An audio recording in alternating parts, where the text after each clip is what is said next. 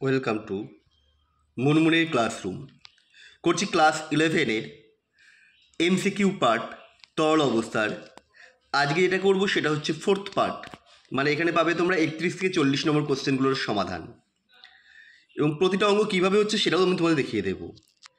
39 গ্রাম বিশুদ্ধ বেঞ্জিনে একটি অনুদ্বায়ী ও তড়িৎ অবিশ্লেষ্য দ্রাবের ভর বলে দিয়েছে আণবিক ভর 128 গ্রাম, আণবিক গুরুত্ব গ্রাম মোল ইনভার্স। 1.12 গ্রাম দ্রবীভূত করা হয়েছে 30 ডিগ্রি সেন্টিগ্রেড উষ্ণতায়। বিশুদ্ধ বেঞ্জিনের বাষ্পচাপ যদি 118.2 টর হয়, তবে দ্রবণটির বাষ্পচাপ বিশুদ্ধ বেঞ্জিনের বাষ্পচাপের তুলনায় কত হবে? বেশি হবে না কম? তো অবশ্যই আমরা কমে যায় বাষ্পচাপের, কারণ অবনমন ঘটে।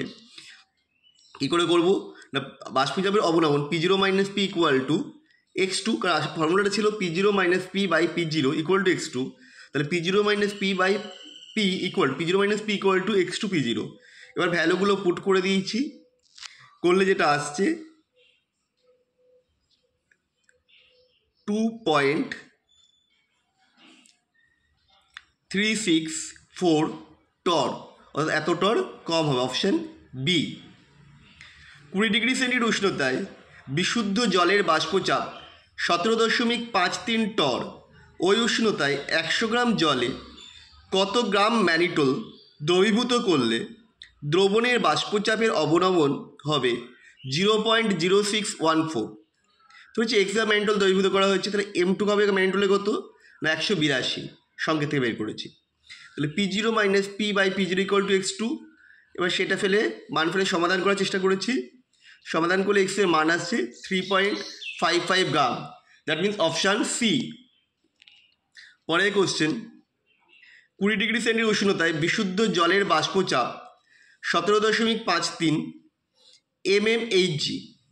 25 ডিগ্রি সেন্টিগ্রেড উষ্ণতায় গ্লুকোজের একটি জলীয় দ্রবণের মোলালিটি কত হলে দ্রবণটির বাষ্পচাপের অবনমন হবে 0.0158 mmHg?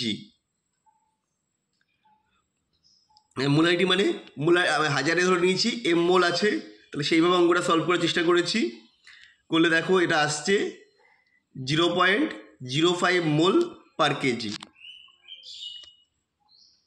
এর নির্দিষ্ট উষ্ণতায় AB দুটি বিশুদ্ধ তরলের বাষ্পীয়তা ক্রমে P0A P0B A ও বিকে মিশ্রিত করায় প্রাপ্ত দ্রবণ রাউল্ট সূত্র মেনে চলে। A ও বি এর মোল ভগ্নাংশ XA XB এবং দ্রবণের বাষ্পে A ও বি এর মোল ভগ্নাংশ যদি YA YB হয়, তাহলে নিচের কোন সম্পর্কটি সঠিক? এখানে যেগুলো দিই তার দেখো অপশান বি যেটা রয়েছে, মানে P0A by P0B equal to YA XB equal to by YBXA, এইটা হবে, দ্যাট মিন্স অপশান বি হবে।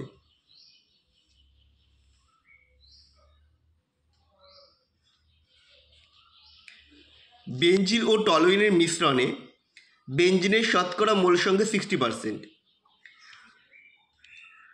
30 ডিগ্রি সেন্টিগ্রেড উষ্ণতায় টলুইনের বাষ্পচাপ 36.7 mmHg। সম উষ্ণতায় দ্রবণটির বাষ্পচাপ 85.6 mmHg। দ্রবণটি রাউল্টের সূত্র মেনে চললে 30 ডিগ্রি সেন্টিগ্রেড উষ্ণতায় বিশুদ্ধ বেঞ্জিনের বাষ্পচাপ কত হবে? P equal two x1 P10 plus x2 P20। এখান থেকে সলভ করে ভ্যালুগুলো পুট করে দিয়েছি। P01 এর ভ্যালুটা বের করতে হবে, এটা হচ্ছে 118.2, অর্থাৎ অপশান এ। ক্যালকুলেশন করে তোমরা একটু দেখবে। পরেরটা, নিচের কোন মন্তব্যটি সঠিক নয়? বেঞ্জিন ও টলুইনের মিশ্রণ প্রায় আদর্শ দ্রবণের মতো আচরণ করে। আচ্ছা, এটা আমি ভুল পড়েছিলাম, আমি বলেছি কোনটা সঠিক সেটা পড়েছিলাম। এখানে যেগুলো অপশানগুলো রয়েছে, দুটি তরলের মধ্যে আকার ও আকৃতির সমান, এটা অবশ্যই ঠিক। বি এরটা তো অবশ্যই ঠিক হবে, কারণ অন্তঃক্রিয়া এ আর বি এর মধ্যে যা ইন্টারাকশান, এ বির মধ্যে ইন্টারাকশানের মান তাই প্রায়ই তার সমান হবে। সি হচ্ছে সদৃশ আন্তঃক্রিয়াজনিত বলের মান আন্তঃক্রিয়াজনিত বল অপেক্ষা দুর্বল, এই সি এরটাই ভুল আছে, এবং তরল দুটির রাসায়নিক প্রকৃতি এটাও ঠিক, তাহলে এটা অপশান সি হবে। যদি আমি ভুল পড়েছিলাম, কোনটা সঠিক সেটা অনুসারে বিটা অধিক সঠিক মনে হয়েছিল বলে আমি বিটা লিখেছিলাম, এটা ভুল লেখা আছে, এটা সি হবে। আদর্শ দ্রবণ হলো সেই দ্রবণ যেখানে দ্রাবক উভয়ই মেনে চলে কি রাউল্টের সূত্র হবে অপশন সি। নির্দিষ্ট উষ্ণতায় সমমোল সংখ্যক বিশুদ্ধ ক্লোরোবেনজিন ও বিশুদ্ধ ব্রোমোবেনজিন মিশ্রিত করে প্রাপ্ত দ্রবণটি আদর্শ দ্রবণের মতো আচরণ করে। সম উষ্ণতায় বিশুদ্ধ ক্লোরোবেনজিন ও বিশুদ্ধ ব্রোমোবেনজিনের বাষ্পচাপ যথাক্রমে 939.4 mmHg ও 495.8 mmHg। দ্রবণটির বাষ্পের ব্রোমোবেনজিনের মোল সংখ্যার তুলনায় ক্লোরোবেনজিনের মোল সংখ্যা প্রায় কত গুণ হবে? এটা আমি দুটোর বাষ্পচাপকে ভাগ করে দিলেই পেয়ে যাবে 1.19 গুণ। রাউল্টের সূত্রের ঋণাত্মক বিচ্যুতি প্রদর্শন করে।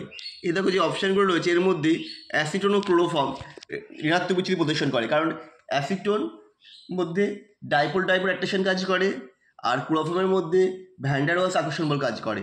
কিন্তু যখন দুটোকে একসাথে মিশিয়ে দেওয়া হয় তখন তাদের মধ্যে হাইড্রোজেন বন্ধন গঠিত হওয়ায় ইন্টারাকশনটা বেড়ে যায়, ফলে ঋণাত্মক বিচ্যুতি প্রদর্শন করে। নিচের কোন তরল জোটটি সর্বনিম্ন স্ফুটনাঙ্কের অ্যাজিওটপিক মিশ্রণ গঠন করে? সর্বনিম্ন মানে যেটা হচ্ছে ধনাত্মক বিচ্যুতি প্রদর্শন করবে সেটাই হচ্ছে সর্বনিম্ন অ্যাজিওটপিক মিশ্রণ প্রদর্শন করবে।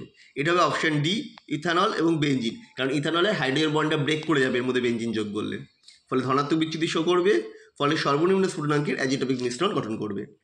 আমাদের ভিডিও তোমাদের কেমন লাগে অবশ্যই কমেন্ট করে জানাও। আবার দেখা হবে নেক্সট ভিডিওতে।